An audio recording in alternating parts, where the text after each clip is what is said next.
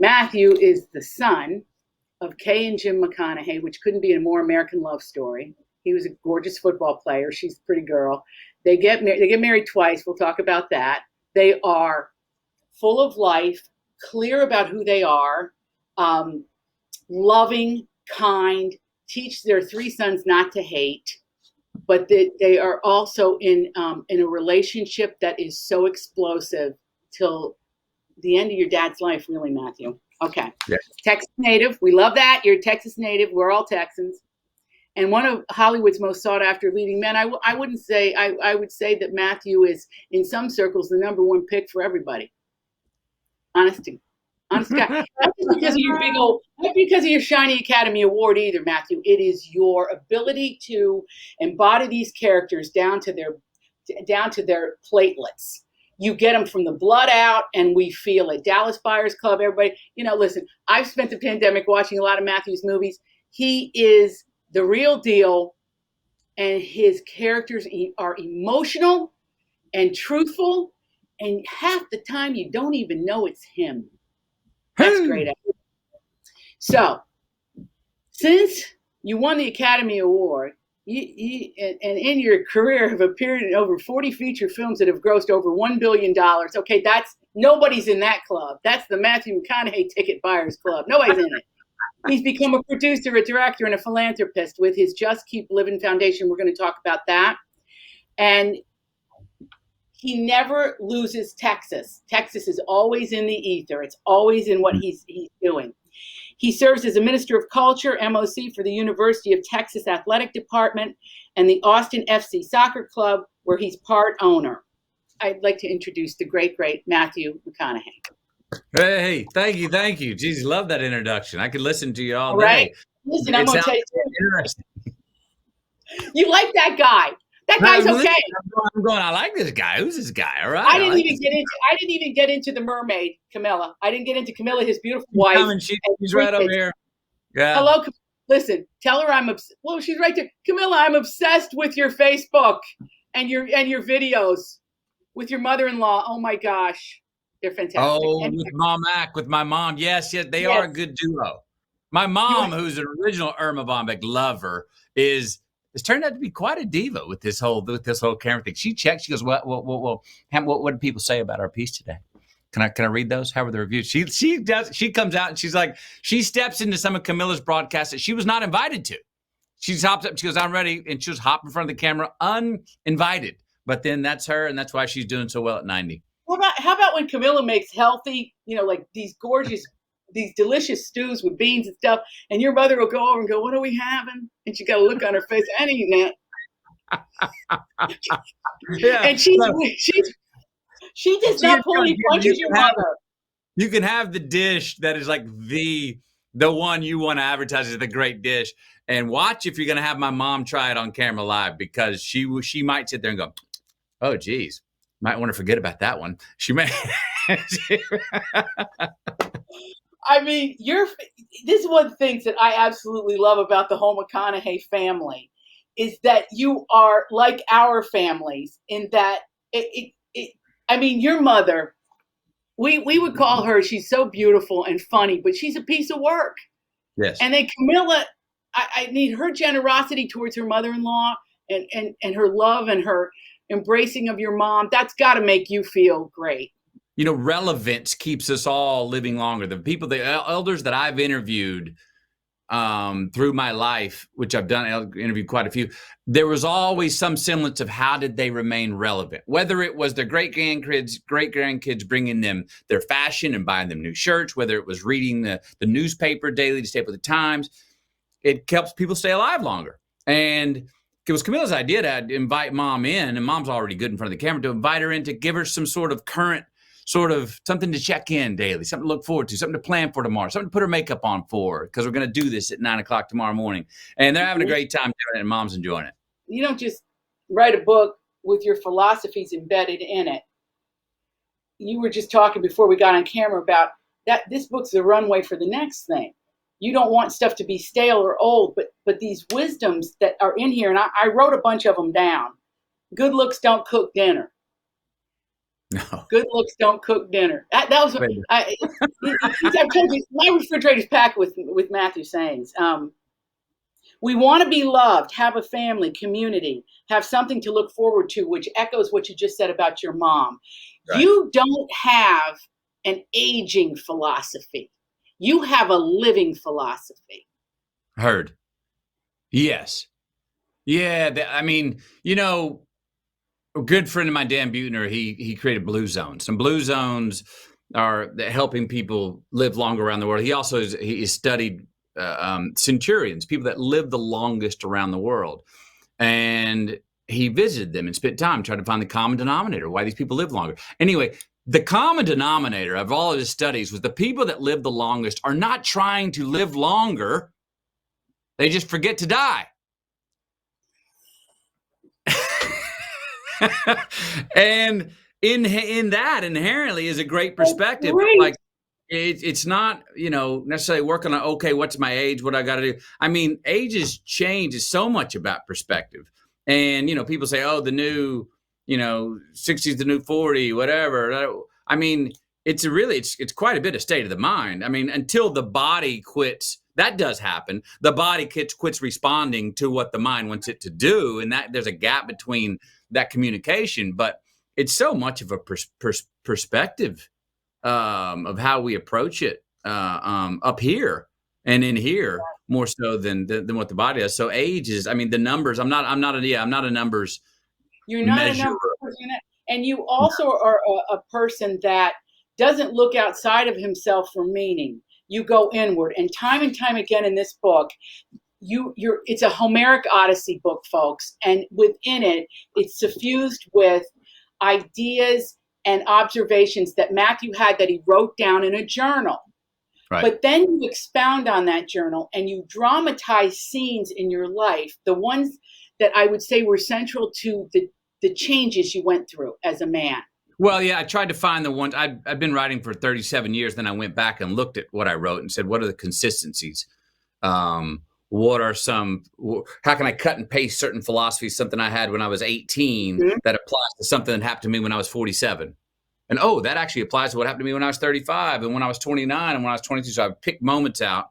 It was trying to dramatize. I had great stories. I've lived some great experiences, had some great cool successes, some fun, had some pain along the way. And those stories, I practiced the spoken word. I've shared those stories in front of the campfire at the dinner, but I never had written them down.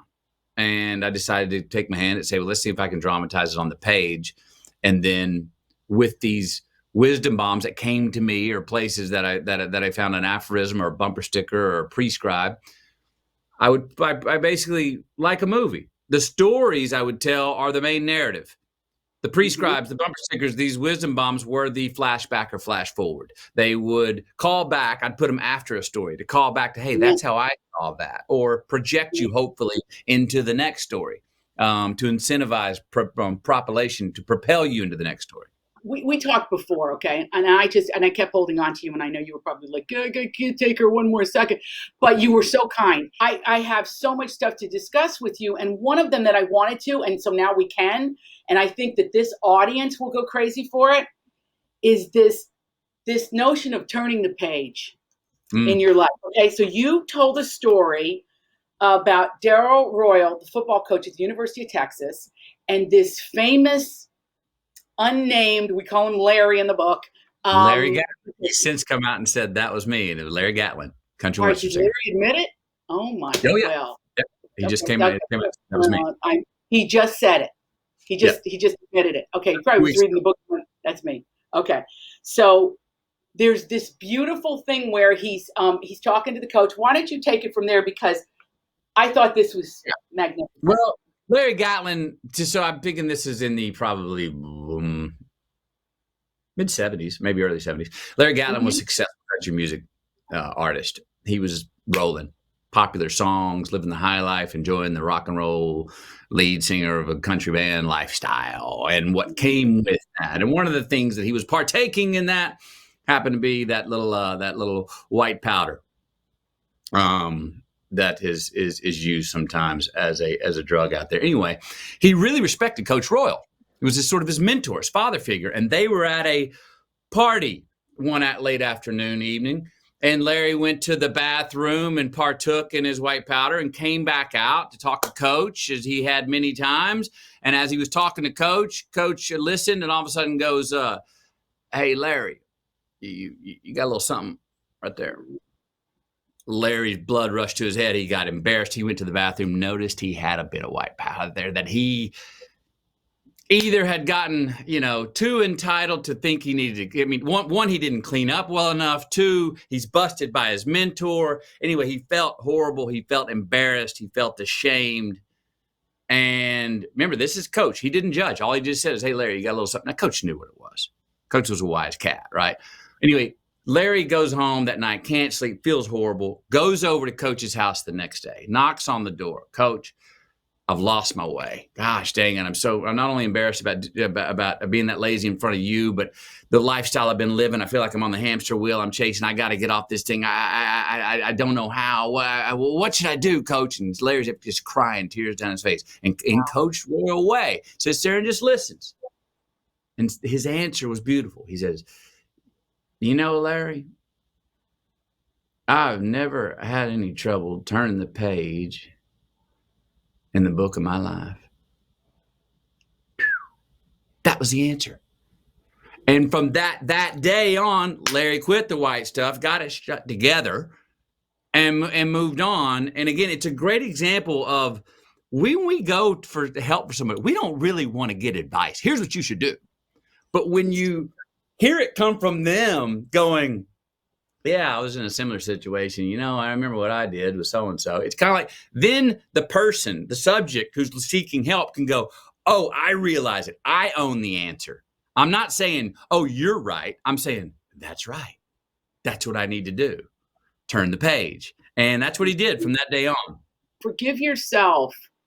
When you had your Hollywood fame story is so, I love it because it's all around a sandwich. You would go in LA for a sandwich every day. You went for that sandwich every day, and then A Time to Kill opened, and boom. Woo! Sandwich was the same, but the world around it wasn't. The sandwich, the tuna fish with those pickles on that toasted sourdough with ketchup on the side and mayo on it, that was the same. But whoa, that waiter or waitress that was serving me had changed. The people in that restaurant were looking at me a whole lot more than they were the Friday before Time to Kill came out.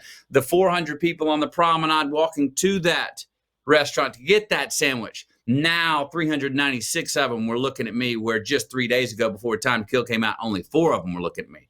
And that 4 liked my shoes, and a couple of girls thought I was cute. And that was it. Now it had inverted. Now 396 were. All of a sudden, I was like, whoa. But I just got famous. Whoa. Okay, the world's a mirror. Howdy. Oh my gosh. Well, the thing was, you thought somewhat of, you were concerned with the acting, but you saw the racket through your friend Don. Don said, "You get out of this town. You need an agent." That's what every young talent does. They go to Hollywood. "I got to get an agent." Like that. That means I'm real. You never subscribe to that philosophy. It's never about the others. It's about you. So you left. Sure. Yeah, I did. I got the hell out of Dodge right there when things got as hot as in a good way as it could have for I became famous over a weekend. I was the lead in a successful studio film called A Time to Kill. All of a sudden, again, the Friday before it opened up, there was 100 scripts I wanted to do. I would have done any of them for free, but 99 were no, you cannot.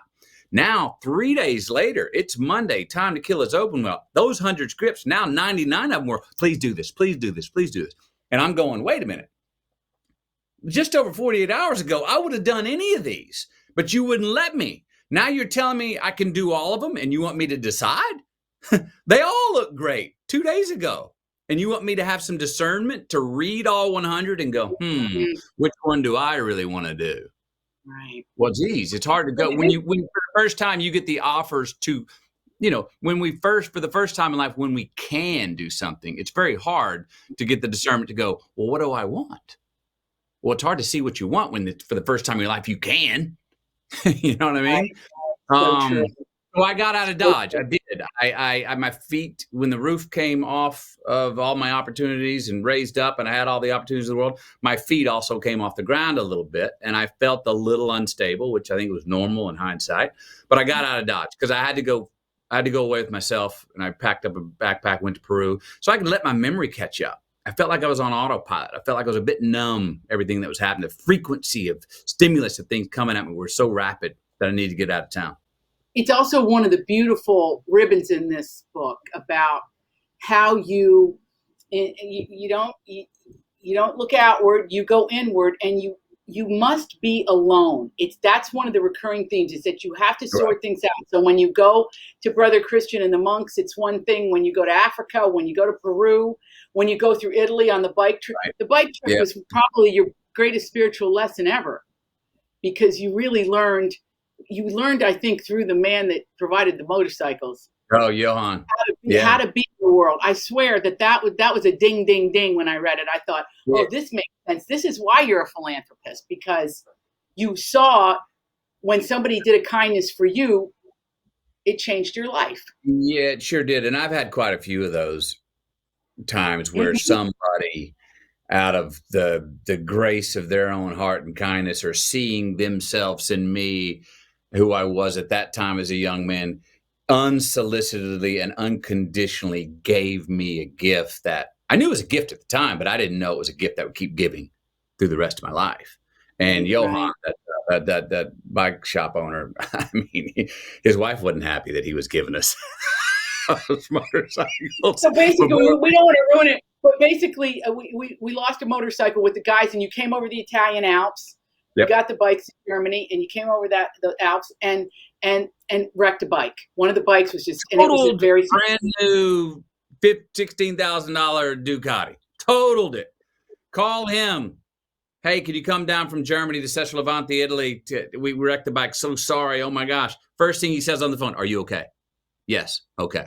Okay, where are you? We give him the landmark. I'll be there tomorrow, 3 p.m. Be there. He pulls up in this field in this big truck the next day, 3 p.m. We're like heads down. Oh my gosh, we totaled his bike, which we didn't have the money to pay for, even rent. All we had to payment was our economy class return tickets, which he was holding on to. He shows up with the truck to pick up the total bike that we totaled with no insurance and no money. And not only does he come to pick up that bike, before he picks up that bike, he unloads out of the back of the truck another brand new Ducati, same year, same make, rolls it out, says, keep riding. And then we load up the total bike and says, you don't owe me a cent, just keep riding. That's what you owe me. Keep riding. That informed everything in your career to me, that event, because you have a way of choosing. I've never heard of anybody doing this. You were offered so much money. The rom-coms just took off because you're real in them. You're real. You feel like you know you.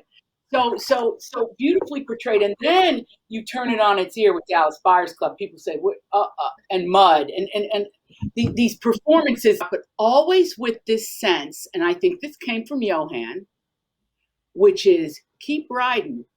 You're gonna crash. Right. Oh my gosh! Like yeah. You're gonna hit the ground. I hear you.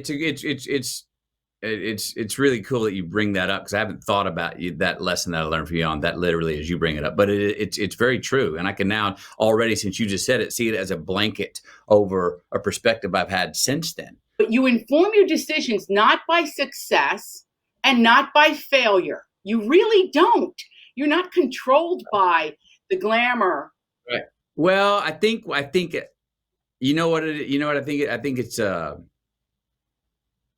trust and faith that there's a longer term goal that, when things go wrong, when we fail, when I have a box office failure or relationships fails, our tendency is to think, dun, dun, dun, dun, this is my existence now. This is the mean. This is how it is from now on. Well, if you just flat out deny that and go, bullshit, it is. This is one deal. Look that failure and that debit in the eye. Just as you would look at the success in the end, go, man, this is lean horse, long ride. Stay in the race, bro. Just keep living. It will do this either by our own doing, or the world will do it unto us. But trust in a longer delayed gratification that so many times in my career, I was like, just stay in the game. Just stay in the game. Something will change. I don't know what it is. I had many times of confusion. I was lost, frustrated. I don't know what I'm going to do. I'm not able to do what it is I want to do. But just stay in the game. And sometimes staying in the game, as I did, and it turned out to be, for me, stepping out of the game to unbrand and rearrange. Where the hell did McConaughey go? Sometimes staying in the game means go get anonymity. Go press reset. Go hide out alone again. So people go, well, where the hell is she? Where is he? Is he gone? Did he quit? Did he try another job? I don't know. Well, all of a sudden, then can become, and inadvertently, ironically, a little more in demand. Oh, we want what we can't have. Well, what do you? You know what I call that in my house? I call it the Don Phillips rule. Yeah, right. The Don Phillips rule is just like, get out of town, man, and just lay low and don't ask anybody for anything and don't expect anything and watch what happens. Let the field of energy bring you back. He said, right? He gave me great advice. That's another man early on that said, when I went to Hollywood with my U-Haul and my $2,000, and my $2,000 got down to 3 digits and mid 3 digits and about 480, and I was going, this ain't gonna last much longer. I need an agent. And he heard, and he saw me, and I need an agent. He goes, bullshit. What you need is to get the hell out of town, because if this city, if the Hollywood senses you're somebody needing it, if Hollywood knows you need them, you're done before you got started, buddy. You know, whoa, good. He goes, get out of here. He's Put right. on the back a few $100 and got a cheap economy class ticket and met a guy like Johan who gave us motorcycles for free. Stayed in hospices along the way and ate, frozen cannolis out of a fast food stand on the side of the road, and did what we could. And it was great because I came back 3 weeks later, forgot all about the agent. I was sitting there living the stories of the road trip we just had. I just lived a great story. And I'm light as a feather, forgetting that I only got $100, not worrying about it. And all of a sudden he goes, you're ready. Tomorrow morning, we got a meeting. William Morris, da-da-da-da-da. Went down the next morning, got the agent wanted to represent me. If I would have gone in on the edge of my chair going, yeah, no, I really need an agent, they wouldn't assign me. You found the thing you were born to do, and you became the best at it. And then you figured out a way to serve humanity. The three laws of the circle, right? But as your career goes on, we watch you fold in to your soul. To the point, I've told you, there are moments in your movies that I go, how the heck did he do that? You in essence, Matthew's gone, and the character is there. Can you tell us what it's like when you're in that moment acting? We know what we're feeling. What are you feeling? Yeah. And I would propose that those moments are not when Matthew is gone and it's more the character. I would propose that those are moments when I am more Matthew than I've ever been, through the vessel of the humanity that I see that character have, that we all have, that I got, that you got. That when I'm when I'm feeling in this zone, I am, the picture comes in my mind of the scenario, then I say what I see. Then the picture comes to mind, then I say what I see. I'm having a first to give myself a visual, and then I just tell you what I see.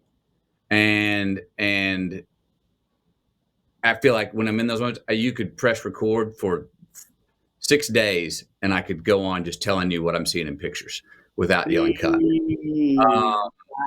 And it's between, it's when you're on the wave. It's like anything, like good music or surfing, not ahead of it. Cause we get in a rush. Sometimes we anticipate, oh, here comes that great line. Here comes that great moment. I'm anticipating. This is my spot where I put a little cherry on top. Ooh. And you can see actors do, go, nah, you fudged that a little bit. I saw you anticipating that cool moment coming, and you got ahead of time. actually don't anticipate that great moment coming, and it'll be a more true moment, which will make it greater if you just get to it. We also, don't want to be behind time. Don't want to be too slow to be not catch up with the story, or the listener goes like, come on, what?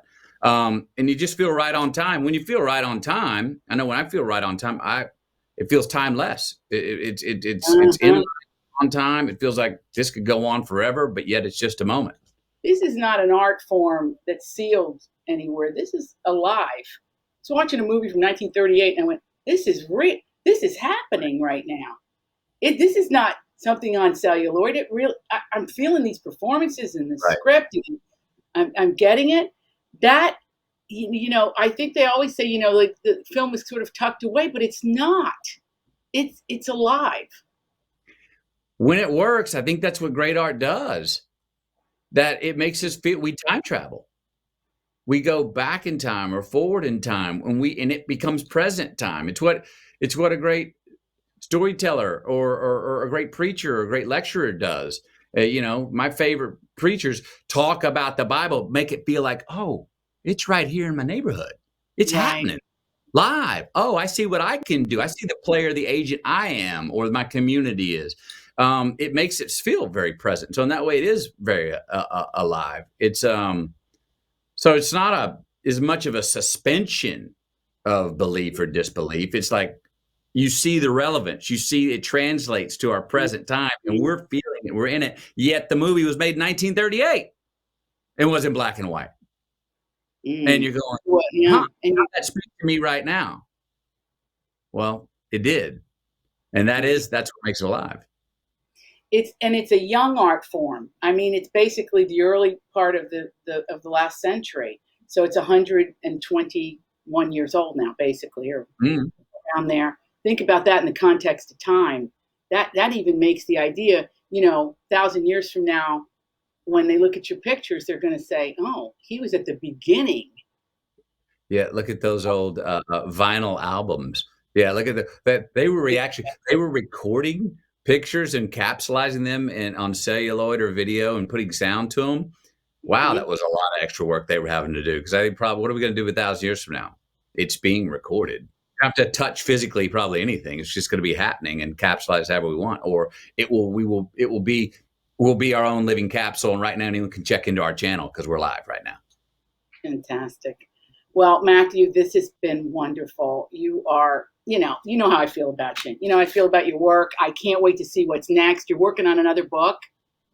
It's happening naturally. I've been writing daily, not trying to write, just again, relaxing, trying to write. If something moves me, if I hear something, something makes me laugh, something makes me cry, something makes me go, a turn of a phrase, that poetry. And I'll go back probably in a few months and look at what I've been writing. I've got a strong hunch that I've got a couple of central themes that have evolved from Greenlights.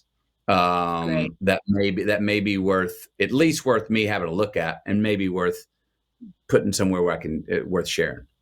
When we look down the road and we look at Matthew McConaughey in the future, and you write, you direct, you act, you do everything.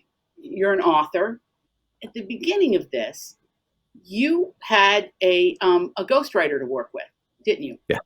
Yep. And then what happened to him?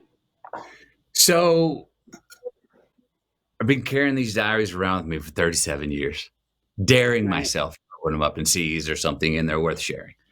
Never got the courage to do it. Finally, a few years ago, I get the courage to do it. Well, did I get the courage to go open them up and say, I'm going to write the book? No, but I got the courage to open them up and then say, well, I think there's something worth sharing here. I think I need to find a ghostwriter to do this with me. So I reached out to a man named Steven who wrote for the New York Times and written a couple of articles that I thought he kind of got me.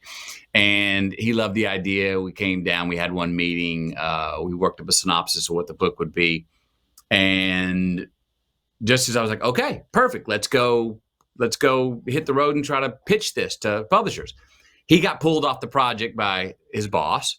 because something that they couldn't work with celebrities on memoirs. And all of a sudden I was there on my own. And just when I was on my own, I got the news. Camilla walks around and I tell her, Steven got pulled off the project. So I don't know, ghostwriter. All right. I guess I got to go to work and find another. And I didn't finish my sentence because I looked at her and she was looking at me like this going, unplussed. Not like, oh, I'm so sorry. That nothing, just looking at me like, mm-hmm. And I went, yeah, I guess I need to find another. And she didn't say a word. And I stopped, ... And I went, without her saying a word, I said, you're right. Yep, you're right. You're right. Yep. Got to write it myself. And it was that moment that it was a gift given to me to go, no, dude, that you made the halfway step. Now Amazing. I got pulled from you. You got to go do it. Because you embody what every writer knows, which is that you must get into it and keep going till you get to the end. And then your book is there. I mean, it's something bigger is at play here. It isn't that there's somebody going to help you. You don't need the help. Right. And you wanted, as you know, how awesome of an opportunity is it to walk that plank and look to our left, to the right, and look behind us and go, oh, nobody's there. It's on you. And then to have those times where is it scary? You damn right it's scary. Is it something about going, is my ego running wild? Is this going to apply to anybody else? Well, I don't give a damn. And I remember before I left, one of the great things Camilla told me, she was like, hey, one rule, big boy. I was in the truck pulling out with all my diaries and the booze I drink, my steaks marinate. I'm headed to the desert for however many days I'm on. She goes, hey, one rule, big boy. I go, what? She goes, no rules. Wow. That's all you need in your life. You just need Camilla. Yeah, so it gave me the freedom, like, what I ended up doing? I was averaging 17 hours a day writing. My challenge was to tell myself, I got to go to sleep. I got to get a little sleep. And it was 17 hours a day, and I had the fever. You know what I mean? You get that fever. I was just that fever. Woo. I know that fever. But you got to sleep too, Matthew, because you know what? You're just at the beginning. You think you're like, I don't know what you think because you've had you've done, let me tell you, you've lived life to the fullest so far. So it's going to be really fascinating to see what you bring coming forward for us. I mean, it's going to be really something because it's going to pull all this with it. Where I'm going, I do know this. Where maybe I don't know exactly what I'm going to do tomorrow, who I'm going to be tomorrow, but I do know there's a lot of non-negotiable things that I've built that are coming with me. Yeah, family, my POV. You see in the book here, my wife, fatherhood. There's things that I've built that are like, no, that's not negotiable. That's coming with. That's right. And so.